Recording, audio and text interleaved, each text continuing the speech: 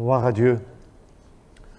Un homme dit à sa mère de 85 ans, avec ce virus qui circule en ce moment, « Je ne veux plus que tu sortes. Je ne vais même pas t'amener les petits-enfants parce que j'ai trop peur que tu tombes malade et je ne veux pas te perdre. » Et sa maman âgée lui répond, « Bien, si ça doit durer encore longtemps, je préfère encore mourir que de continuer à vivre comme ça. » Le titre que j'ai donné à mon message ce matin, c'est « Comment vivre avec le risque sanitaire ?» La Bible ne parle pas, vous le savez, du Covid-19, de la Covid-19, mais elle contient des principes qui peuvent nous guider dans les risques sanitaires. Et nous allons voir aujourd'hui d'abord ce que la Bible a à nous dire au sujet de ces risques sanitaires. Et puis nous allons voir aussi d'autres principes de l'Écriture sur notre façon de vivre avec les risques. Après cela, nous allons tâcher d'appliquer les principes de la parole de Dieu à la situation que nous vivons pour que nous puissions vivre avec le risque sanitaire d'une façon sage, mais aussi qui soit agréable à Dieu en étant à la fois spirituel et équilibré.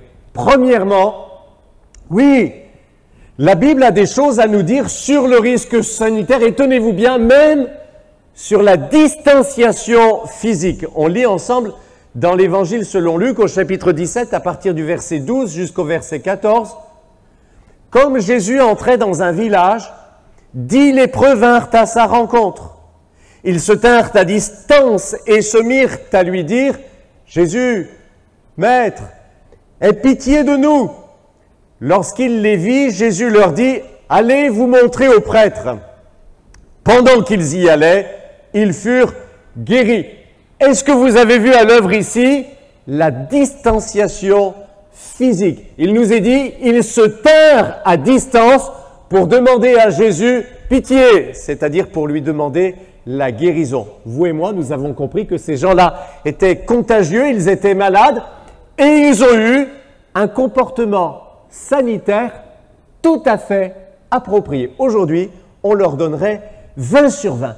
Est-ce que vous savez, dites-moi, est-ce que vous savez pourquoi ils ont appliqué la distanciation physique? Tout simplement parce qu'ils ont mis en pratique ce que l'Écriture disait dans la loi, à savoir celle de l'Ancien Testament. On le lit ensemble, c'est dans le Lévitique au chapitre 13, versets 45 et 46. « Il faut que l'homme atteint de lèpre porte des vêtements déchirés, ne se coiffe pas, et se couvre le bas du visage. Il doit crier « impur, impur ». Aujourd'hui, on sait que le bacille de la lèpre se transmet principalement par la toux et aussi par les éternuements. Ainsi, quand la loi de Moïse disait que l'homme devait se couvrir le bas du visage, c'était, dans le contexte culturel de l'époque, c'était un signe de deuil, c'est vrai, mais c'était aussi un masque avant l'heure. Je continue. Il est impur aussi longtemps qu'il est atteint de son mal. C'est pourquoi il doit avoir sa demeure à l'écart des autres gens, en dehors du camp. Et c'est comme ça, mes amis, que les lois de l'Ancien Testament ont façonné la distanciation physique entre les personnes atteintes de la lèpre, des différentes formes de la lèpre, et les autres. Comment? En leur demandant de se tenir et d'habiter à l'écart. De se couvrir la barbe, c'est ce qui est écrit littéralement, jusqu'à la moustache, c'est-à-dire le bas du visage, ce qui, au passage, empêchait les projections salivaires contagieuses. 3. En leur ordonnant de prévenir de loin les autres, en criant « impur, impur », pour que du coup les autres gardent leur distance. On a donc ici le principe de quelque chose de tout à fait actuel et moderne, à savoir celui de la distanciation physique et même des gestes barrières. C'est comme ça que la loi de Moïse avait façonné dans le peuple de Dieu un comportement adapté aux risques sanitaires. Alors, certes, les prescriptions de la loi de Moïse étaient d'abord centrées sur la notion de pureté rituelle et non pas sur la question sanitaire. Il s'agissait que les personnes qui pouvaient être en état de pureté légale puissent participer au culte parce qu'elles avaient respecté toute une série de règles et aussi respecté un certain nombre de tabous. Les règles de la loi de Moïse souvent étaient symboliques parce qu'on est dans l'Ancien Testament. Dans l'Ancien Testament, on est souvent dans le symbole. La réalité spirituelle apparaît surtout dans le Nouveau Testament. Mais il n'empêche, vous le voyez avec moi, ces règles rituelles et symboliques avaient façonné parmi le peuple de Dieu un comportement approprié sur le plan sanitaire. À l'écart, impur, en se couvrant le bas du visage. Le lépreux, se sachant malade, ne voulait pas communiquer sa maladie et se tenait pour la raison à distance. Tout cela nous apparaît vraiment très moderne et très actuel, mais au fait, ça a au moins 3500 ans. Toujours au fait, nos quarantaines, et même, comme on dit aujourd'hui, nos quatorzaines, ont déjà leur origine dans la parole de Dieu, dans la loi de l'Ancien Testament. Lévitique, chapitre 13, versets 4 à 6. Le prêtre met le malade à l'isolement pour 1 semaine. Le 7e jour, il refait un examen. S'il constate que la tache n'a pas changé et ne s'est pas étendue sur la peau, il met le malade à l'isolement pour une 2e semaine. Et nous voilà avec la quatorzaine d'aujourd'hui. À la fin de celle-ci, il procède à un nouvel examen. Tiens, au passage, tout ça n'a pas empêché Jésus de guérir miraculeusement les lépreux. Dans le texte que j'ai cité tout à l'heure, il l'a fait à distance, sans les toucher. Jésus leur a dit d'aller voir le prêtre pour faire constater leur guérison, et leur guérison miraculeuse est intervenue pendant qu'ils obéissaient avec foi à l'ordre de Jésus, en espérant et en attendant la guérison. Mais dans d'autres circonstances, savez-vous, Jésus a touché le malade contagieux. Et il a transgressé le tabou de la loi pour guérir. Luc, chapitre 5. Versets 12 et 13. Alors que Jésus se trouvait dans une localité, survint un homme couvert de lèpre.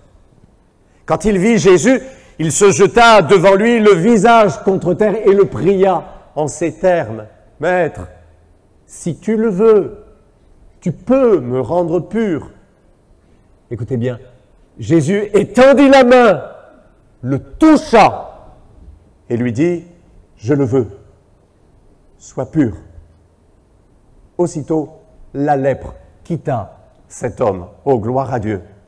Comme quoi, le Fils de Dieu est maître même de la distanciation physique et des gestes barrières. Car la distanciation physique et les gestes barrières bibliques ont été faits pour le bien de l'homme et non pas l'inverse. Ceci étant, si vous et moi, nous voulons nous affranchir des règles de la distanciation physique, alors il faut avoir autant de foi et les mêmes résultats miraculeux que notre Seigneur Jésus, parce que sinon on va avoir des problèmes. Mais déjà, nous en savons assez pour laisser parler ces prescriptions, ces principes de précaution que l'on trouve dans l'Écriture. Sauf exception, confirmé par un miracle notoire, il est spirituel et sage d'éviter les occasions de contagion. C'est ce que nous enseigne la parole. C'est pourquoi, si vous avez des symptômes qui font penser que vous êtes atteint d'une maladie contagieuse grave, alors il est sage pour vous de ne pas venir au culte et aussi de garder vos distances. Comme le dit l'Écriture, vous ne venez pas au culte, mais vous appelez les responsables de l'Église. Vous n'allez pas contaminer les gens, mais vous appelez les responsables de l'Église pour qu'ils viennent prier pour vous. Et eux, ils mettront leur foi en action. De même, comme aujourd'hui, on sait qu'il y a des personnes qui sont contagieuses tout en étant asymptomatiques, il est aussi sage et précautionneux de porter le masque. On va aller plus loin dans l'application du principe, même si, vous allez voir, ça remet en cause quelques-unes de nos habitudes chéries. Alors je sais bien que remettre en cause les traditions nous expose aux foudres de la colère, mais si c'est pour que nous soyons plus bibliques et plus sages, il faut que nous ayons le courage de le faire ce matin et dans la suite. Alors toute cette séquence que nous venons de traverser nous a sensibilisés à toutes ces questions de responsabilité, de risque sanitaire, de contagion, etc., etc. Tiens, au fait, nous savons, en tout cas maintenant nous savons que la grippe saisonnière fait un grand nombre de victimes chaque année, de morts. Or, dans notre pratique, jusqu'à aujourd'hui, jusqu'à cette crise, en tout cas ici, dans notre Église, les pasteurs et le service d'accueil accueillaient chaque personne, sauf peut-être les tout nouveaux que ça aurait choqué, mais on accueillait chaque personne avec la bise, n'est-ce pas? Mais même si c'est dans le lieu de culte, même si c'est la bise du pasteur, nos joues et nos lèvres se transmettent tous les virus. Ainsi, après que 200 personnes soient passées, un brave papy de 85 ans s'approche, je le prends dans mes bras et je lui fais une bise généreuse. Est-ce que j'ai besoin d'en dire davantage? Je crois qu'il va falloir que nous revoyions certaines de nos pratiques. Ah, quelqu'un dira, oui, mais dans notre Église, on montre l'amour en s'embrassant les uns les autres. Eh bien, justement, je ne crois pas, ou plutôt, je ne crois plus que c'est montrer l'amour au papy de 85 ans, que je le prenne comme ça dans mes bras, en pleine période de grippe saisonnière, pour lui faire une bise généreuse. Je ne parle pas, rassurez-vous, je ne parle pas de mettre en place ici une interdiction de faire la bise dans l'Église, mais les pasteurs et le service d'accueil qui représente l'Église devront revoir tranquillement leurs pratiques. Là, je suis juste en train de tirer les leçons des principes de l'Écriture, mais déjà, vous voyez, ça déménage. Ça nous bouscule. Attendez la suite. Quelqu'un d'autre me dira, oui, mais dans l'Écriture, il est écrit, et c'est dans Romains chapitre 16, verset 16, « Saluez-vous les uns les autres par un saint baiser. » Sauf que ce que nous avions l'habitude de pratiquer, et puis le baiser fraternel des temps bibliques, ce sont deux choses totalement différentes. Dans les temps bibliques, on pratiquait le baiser fraternel vis-à-vis de celui que l'on reconnaissait comme un frère. Nous, on fait la bise à tout le monde, n'est-ce pas? C'est pas la même chose. Et puis, dans ces temps bibliques et dans le Nouveau Testament, les hommes faisaient la bise aux hommes uniquement. Et ils ne faisaient pas la bise aux femmes, tandis que nous, on faisait la bise à tout le monde, hommes et femmes, sans distinction. Ainsi, la bise entre les personnes de même sexe avait, et entre personnes qui se reconnaissaient comme frères en la foi, avait une signification à l'époque qui n'a rien à voir avec la bise que nous pratiquions jusqu'à aujourd'hui. C'est comme le lavement des pieds que Jésus a recommandé aux disciples. Il n'a absolument plus le même sens aujourd'hui. Ça ne signifie plus du tout la même chose. Donc je résume ce que je viens déjà d'enseigner, c'est que l'Écriture pose le principe de la distanciation physique, du respect des règles sanitaires et même des gestes barrières. Et au passage, on a vu aussi le masque, jusqu'à la moustache. Ça, c'est pour les messieurs. Mais il y a d'autres principes dans l'Écriture, et ce matin, nous allons les mettre en miroir de ce que je viens de dire pour faire l'équilibre. C'est mon but. Alors déjà, eh oui, le risque fait partie de la vie. Il est écrit, « Celui qui guette sans cesse le vent n'ensemencera jamais. Et celui qui observe toujours les nuages ne moissonnera pas. » L'Ecclésiaste, ici le sage, nous met en garde contre ce que je vais appeler l'excès de prudence ou la prudence mal placée. L'image est celle d'un cultivateur trop prudent parce que trop hésitant. Il trouve que ce n'est jamais le bon moment pour semer parce qu'il dit « Oui, mais il va peut-être y avoir du vent et le vent va emporter la semence. Je vais gâcher ma semence. » Et du coup, il n'ensemence jamais son champ. Ce qui, entre nous, pour un cultivateur, est quand même le pire des choix. Idem pour la moisson. Comme il attend toujours la météo parfaite, il rate les occasions raisonnables. Ça me fait penser à cette expression que vous connaissez comme moi, le mieux est l'ennemi du bien.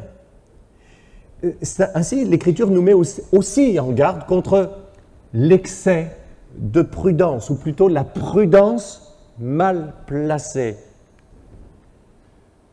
Ecclésiaste chapitre 7, verset 16. Ne sois pas juste à l'excès et ne te montre pas trop sage. On peut être trop sage? Oui. Voyez-vous, dans notre méditation aujourd'hui, nous allons appliquer ce principe à la question du risque, en particulier le risque sanitaire. Aujourd'hui, on parle beaucoup du principe de précaution. Comme on l'a vu, c'est biblique, c'est divin. C'est biblique parce que c'est divin. Ceci étant, quand même, le risque fait partie de la vie, qu'on le veuille ou pas. Si vous sortez de chez vous et que vous traversez la rue, vous risquez d'être renversé par une voiture. Si vous sortez de chez vous, il existe une probabilité statistique très faible, certes, mais réelle, que vous tombiez dans un attentat. Ceci étant, vous allez quand même sortir de chez vous. Parce que si vous ne sortez pas de chez vous, vous risquez d'autres dangers plus immédiats et peut-être plus réels. Savoir, vous allez perdre votre travail. Ça, c'est embêtant. Si vous faites du sport, vous risquez un accident. Mais si vous ne faites pas de sport, vous risquez l'infarctus. Le risque fait partie de la vie. Quand vous prenez le train, vous prenez l'avion, vous prenez la voiture, vous avez toujours la probabilité d'un accident mortel. Mais ce n'est pas pour cette raison que vous avez arrêté de voyager, que vous avez arrêté de vivre. C'est comme ça que j'ai donné comme titre à mon message « Comment vivre avec le risque » et non pas « Arrêter de vivre à cause du risque ». Pour bien vivre, il va falloir que nous apprenions à nous comporter comme il faut avec le risque et en le gérant au mieux. Parce que celui qui est trop prudent, peut-être je devrais dire celui qui est mal prudent, non seulement ne fera jamais rien, mais aussi il va se mettre en danger. Je vais vous donner deux exemples. Pendant cette épidémie de coronavirus, en particulier pendant le confinement, il y avait des personnes qui étaient atteintes de maladies chroniques qu'ils devaient surveiller et faire suivre. Par peur de la contagion, par peur d'attraper la Covid, ils sont restés chez eux. Certains en sont morts. Donc, c'est le cas précis de l'oncle de quelqu'un qui est au milieu de nous ce matin et quelqu'un vient de me dire exactement la même chose avec une personne de sa famille. Ce n'est pas de la théorie, ce sont des choses qui sont arrivées, malheureusement. Il y a eu une multitude d'exemples de cette sorte. Là où la sagesse de l'Écriture nous fait voir clair, c'est qu'à trop craindre certains risques, on tombe dans d'autres risques qui ne sont pas moins dangereux. Le risque fait partie de la vie. Je vais aller au bout. Je vais prendre des exemples extrêmes pour vous montrer que le chrétien, c'est quelqu'un qui sait où il va et qui est capable de se poser, même sereinement, la question de sa vie et de sa mort pour gérer sa vie avec sagesse et équilibre, et pour ne pas arrêter de vivre. Donc les exemples extrêmes, les voici. Regardez Esther dans l'Ancien Testament. Elle avait le choix entre sauver sa peau ou prendre le risque de parler pour son peuple et peut-être mourir à cause de ça. Elle a choisi le risque et elle a dit « Si je dois mourir, je vais mourir ». Mais Dieu l'a gardée, elle n'est pas morte et elle a sauvé son peuple. Autre exemple, les amis de Daniel dans l'Ancien Testament. Ils avaient le choix entre se prosterner devant une idole et risquer d'être jetés au feu, ou risquer d'être jetés au feu, et ils ont préféré prendre le risque d'être jetés dans la fournaise plutôt que d'être infidèles à Dieu, parce qu'ils se sont dit que le risque d'être infidèle à Dieu était plus grand que le risque d'être jeté dans la fournaise. Et ils ont dit, notre Dieu peut nous délivrer de la fournaise, mais même s'il ne le fait pas, on ne va pas se prosterner devant l'idole. Et vous savez quoi? Le Seigneur les a gardés de la fournaise. Le risque que Esther et les amis de Daniel ont pris n'était pas du fanatisme, ce n'était pas non plus de l'inconscience, mais les enjeux véritables étaient la fidélité au vrai Dieu ou alors ne penser qu'à protéger sa peau. Et ils ont fait le bon choix.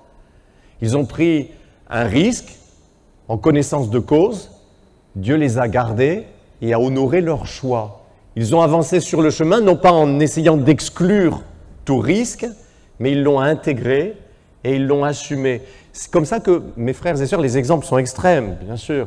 Mais dans nos vies aussi, après tout, dans la situation actuelle, quelque part, c'est notre vie aussi qui est en jeu.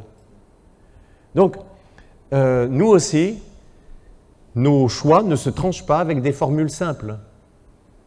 Dans la vie, il faut à la fois être prudent, mais pas mal prudent. Prendre des risques parfois parce que c'est quand même préférable. Donc ça, ce sont les principes. Maintenant, on va essayer d'appliquer ça à la situation que nous vivons. Alors, c'est délicat, mais il faut le faire. On est là pour ça, pour voir comment la parole de Dieu s'applique à nos vies, à nos situations, donc ce qu'on vit actuellement. En particulier, d'essayer d'appliquer ça à la réouverture de notre Église et la reprise de nos réunions en présentiel. Donc depuis l'affaire de Mulhouse en février dernier, tous ceux qui en doutaient encore savent maintenant que la foi évangélique n'immunise pas contre les maladies contagieuses. Au passage, le virus circulait dans le pays depuis l'automne. Ce n'est pas le rassemblement de Mulhouse qui l'a introduit en France. Ils ont seulement été victimes comme tous les autres. Il faut quand même remettre les choses à leur place. Mais si la foi n'immunise pas contre le risque d'infection, est-ce que ça veut dire qu'on va et qu'on doit arrêter les réunions tant que le virus circulera dans le pays? Ça, on ne sait pas jusqu'à quand c'est. Alors, comme le message est diffusé sur YouTube, il faut que je précise, et je précise, que les réponses que je donne ici sont des réponses qui sont propres à notre Église, c'est clair. Parce que nous avons un bâtiment exceptionnel. Nous sommes les rois de l'espace ici, avec une possibilité de distanciation et de sens de circulation hors pair. Ce n'est pas le cas d'autres églises qui déjà étaient obligées de faire plusieurs cultes à cause du manque de place. Ensuite, nous ne sommes pas dans le contexte de la Seine-Saint-Denis, par exemple, ou du Grand Est, où il y a d'autres paramètres. Donc moi, maintenant, je vous parle de nous, de notre Église, pas des autres, de nos rassemblements dans notre bâtiment. Si on voulait vraiment suivre la voie du risque zéro, alors, il faut aller jusqu'au bout. Il faudrait fermer l'Église pendant tout le temps de la grippe saisonnière hivernale. Puis si on veut vraiment le risque 0,0, ben en fait, on ferme l'Église tout le temps. Et on ne fait plus jamais de réunion. Mais il ne faudrait plus non plus prendre la voiture pour aller où que ce soit, etc., etc. Puis il faut arrêter de faire vos courses. Il faut tout vous faire livrer à domicile. Quand vous a tout livré à domicile, il faut désinfecter chaque paquet, chaque boîte, avec des lingettes désinfectantes. Et puis, il faut désinfecter votre maison après le passage de la personne qui vous a livré à domicile. Sauf que, à force de trop désinfecter sa maison, on rend l'environnement plus sensible aux germes et on risque d'en mourir. Donc, le risque zéro n'existe pas. Il nous faut être responsable, mais pas juste à l'excès. Prudent, mais pas prudent à l'excès. Franchement, dans notre Église, nous avons mis en place un protocole avec les possibilités qu'on a, mais avec les gestes barrières, la distanciation. Et le fait est, objectivement, il y a moins de risques à venir participer au culte maintenant, comme on fait avec le masque quand on se croise, etc., que de venir à l'Église, comme on le faisait avant, dans la période habituelle de la grippe hivernale saisonnière. Et bien sûr, il faudra commencer aussi par éliminer les incohérences. Il y en a quand même dans notre fonctionnement. Si vous avez 85 ans, que vous avez de l'asthme, et que vous ne sortez pas, évidemment, pour faire vos courses, restez chez vous pendant le culte. Mais si je fais mes courses sans masque, et qu'après je ne vienne pas aux réunions par peur, est-ce que c'est cohérent ? Si je vais manger chez des frères et sœurs, dans 30 mètres carrés, on est à 15, on fait la bise à tout le monde, on mange à touche-touche.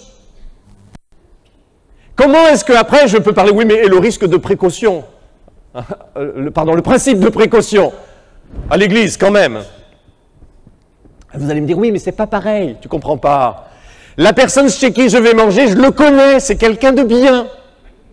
Vous croyez que le coronavirus, il ne va pas passer par cette personne ou par l'autre, parce que vous le connaissez, parce que c'est quelqu'un de bien? Alors, non, nos rassemblements sont beaucoup plus sécurisés que quand nous allons faire les courses au supermarché. Il n'y a pas de risque zéro, il peut y avoir un jour une contagion ici, hein. Mais c'est beaucoup plus sécurisé, ça c'est objectif. Et vous et moi, pour la plupart, nous avons repris les courses, oui ou non? Peut-être nous n'avons jamais arrêté d'ailleurs. Ce n'est pas le cas par contre des rassemblements dans les maisons. C'est ma responsabilité en tant que pasteur de dire ne faites pas de rassemblements dans les maisons. Je ne parle pas d'un repas, vous pouvez inviter les frères et sœurs chez vous, chacun est libre. Non, je parle de rassemblements pour prier dans les maisons. Il ne faut pas faire ça, surtout pas. C'est sécurisé dans notre bâtiment, mais pas dans les maisons. Si jamais un jour il y a une contagion dans une réunion de maison entre chrétiens, je vous garantis, notre église va être célèbre. Tous les médias, contagion parmi les évangéliques à Marignane. Église de la Nouvelle Arche sera tapée sur Google comme elle n'a jamais été tapée. Et on ne nous fera pas de cadeau. Un autre principe que nous devons prendre en compte, c'est que le rassemblement, le principe du rassemblement est au cœur de notre foi chrétienne. Ce n'est pas moi qui le dis, c'est Jésus. Là où 2 ou 3 sont rassemblés en mon nom, je suis au milieu d'eux. Je suis désolé, mais l'église virtuelle, même si c'est en live, en direct, n'est pas un rassemblement dans le sens où Jésus l'exprime. Là où 2 ou 3 sont rassemblés. Le téléphone, le Zoom, YouTube ne remplaceront jamais un vrai rassemblement en présentiel. Le Seigneur a permis, quand on ne pouvait pas faire autrement, le Seigneur a permis, à travers ces moyens techniques, que nous gardions des éléments, à la fois de l'enseignement, mais même aussi de la communion fraternelle, avec nos capsules, etc., à ce moment-là. Mais la vérité, c'est qu'aujourd'hui, pour beaucoup, le fait de rester chez eux, alors que l'Église a repris, il faut que je le dise, derrière, il y a une forme de relâchement spirituel. C'est la vérité, il faut que je le dise. Ne délaissons pas nos réunions comme certains en ont pris l'habitude. Les mois qui vont venir vont nous montrer qu'il y a des dégâts dus au confinement. C'était peut-être nécessaire, sûrement même, mais il y aura des dégâts économiques au confinement. Il y aura des faillites, peut-être des suicides, ça va être terrible. Il y a, et il y aura aussi, ça va sortir de plus en plus, on va s'en rendre compte, des dégâts psychologiques au confinement. Il y a des gens qui sont traumatisés, qui n'arrivent plus à revivre normalement. Mais en tant que pasteur, je peux vous dire qu'il y a aussi des dégâts spirituels au confinement, beaucoup même. Dégâts spirituels que sont le relâchement. Je l'ai vu dans les vues de nos enseignements sur YouTube. Les mauvaises habitudes de retour. La vérité, c'est qu'après les blocages psychologiques, la peur de revenir, ça peut se comprendre, c'est presque naturel. Mais après les blocages psychologiques, beaucoup de croyants sont déjà prisonniers d'un blocage spirituel. Je peux vous expliquer. Avant, il venait, comme on est diffusé sur YouTube, je dis pour nos bien-aimés qui verront la retransmission, avant, vous veniez au culte avec joie. Et maintenant, vous êtes bloqués. Vous avez repris une vie normale pour tout le reste, sauf pour les réunions. Je vais vous dire quelque chose. Plus vous tarderez, plus ce sera difficile. Pour gérer le risque sanitaire en tant que chrétien, il faut que nous fassions des choix justes, équilibrés, spirituel. Alors c'est vrai, l'équilibre, c'est jamais quelque chose d'évident, l'équilibre. Vous accrochez un tableau sur le mur. Non, non, mets-le plus à droite. Attends, relève le côté gauche. Non, rebaisse. La Bible dit dans Ecclésiaste, chapitre 8, verset 1er, qui est comparable aux sages? Qui sait analyser une situation? C'est compliqué. Verset 6, pour toute chose, en effet, il y a un temps opportun et une juste manière de procéder. Alors vous avez vu, mes frères et sœurs, mes amis, il y a plusieurs principes qui sont en jeu. Ces principes ne sont pas contradictoires, ils sont complémentaires. Les principes sont même quelque part en tension les uns avec les autres. Et cette tension entre des principes qui sont en apparence opposés nous permet justement d'avoir une ligne de conduite qui est droite. Pour que ma ficelle soit bien droite, il faut que j'exerce une tension de deux côtés opposés. Sinon, je n'aurai jamais une ligne de conduite droite. Vous m'avez compris? Je pense que oui. Et puis, il faut tenir compte de la diversité des situations. Un papy de 85 ans qui a de l'asthme n'est pas dans la même situation qu'une jeune fille de 22 ans en pleine santé. Notre Église n'est pas dans la même situation qu'une église qui se réunit au rez-de-chaussée d'une barre d'immeubles. Sans parler des églises du Grand Est que leurs voisins regardent avec appréhension, ce qui peut quand même se comprendre. Sans être esclave du regard des voisins, on doit aussi montrer que nous sommes prudents pour eux, pour nous. Et puis, il y a même les recommandations des autorités. En tant que chrétiens, nous devons de suivre les recommandations des autorités, même quand parfois elles sont floues, difficiles à interpréter, et même à géométrie variable. Mais en tout cas, je peux vous dire quelque chose. Nous pouvons dire ceci, c'est que l'équilibre n'est pas dans le tout ou rien. C'est pas le tout ou rien. C'est pas parce que je dois porter un masque pendant le culte que le culte perd son sens. Non, je suis désolé, c'est pas vrai. Je comprends le raisonnement pour le cinéma. Je vais pas au cinéma parce qu'avec le masque, ça me... Oui. Le restaurant, si vous voulez. Pardon pour les restaurateurs qui sont au milieu de nous. Mais pour le culte, c'est pas vrai. Non, les gestes barrières ne sont pas un obstacle à la communion fraternelle. Les gestes barrières, c'est biblique, ça ne peut pas être opposé à la communion fraternelle. Je dirais même qu'en ce moment, les gestes barrières sont la façon la plus authentique de manifester la communion fraternelle. Comment je vais aimer le papy de 85 ans? Comme ça? Non! Bonjour mon frère, c'est mieux. Non, les bisous ne sont pas l'essence de notre communion fraternelle et de notre culte, qu'ils soient ici ou sur le parking. L'essence de notre culte, c'est d'apporter nos vies comme un sacrifice vivant, saint et agréable à Dieu. Et puis d'ailleurs, les gestes barrières, ce n'est pas juste pour nos rencontres, on pratique ça aussi quand on voit les frères et sœurs à l'extérieur, on se retrouve pour un repas entre chrétiens dans une maison. Non, la Bible n'enseigne nulle part qu'il faut prendre la Sainte Seine toutes les semaines. Non, non, ni tous les jours, ni tous les mois. Il y a des églises évangéliques, fidèles, églises assemblées de Dieu même, qui pratiquent la Seine une fois par an parce que la parole de Dieu ne donne pas de recommandation sur la fréquence. Il est juste dit, faites ceci en mémoire de moi toutes les fois que vous mangez le pain, que vous buvez la coupe, sous-entendu ensemble. Mais il n'est pas dit à quelle fréquence. Non, la Seine n'est pas le centre du culte. Ça veut dire que le culte a son sens même s'il n'y a pas la Seine. Pour l'instant, on en refera après, bientôt, quand on pourra. Le culte n'est pas la messe. Le centre du culte, c'est la parole. C'est pas parce qu'on ne peut pas faire tout comme avant que plus rien n'a de sens. Non, c'est pas le tout ou rien. Vous savez, on se moque des autres religions avec leurs traditions séculaires. Mais si, pour nous, le culte de 10h à midi, exactement comme avant, avec tant de chants qu'auparavant, les mêmes séquences, les mêmes horaires, ça vaut plus que le principe du culte lui-même. On est comme les autres dont on se moque trop facilement. Si nous sommes fidèles à Christ, si nous voulons lui plaire, les détails vont rester des détails et on va garder l'essentiel. D'accord? Je le dis pour nos bien-aimés qui nous suivent dans la vidéo. Ma conclusion est simple. Non au blocage spirituel, psychologique et spirituel qui nous empêche de revenir à une vie d'église indispensable.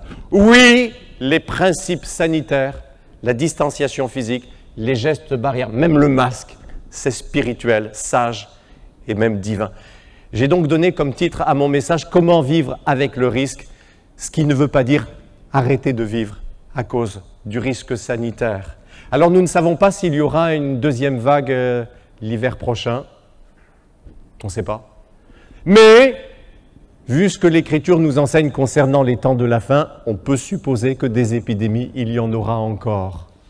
Aujourd'hui, la parole de Dieu nous a été exposée, nous avons entendu ces principes, à nous maintenant de les appliquer avec sagesse. Que Dieu vous bénisse.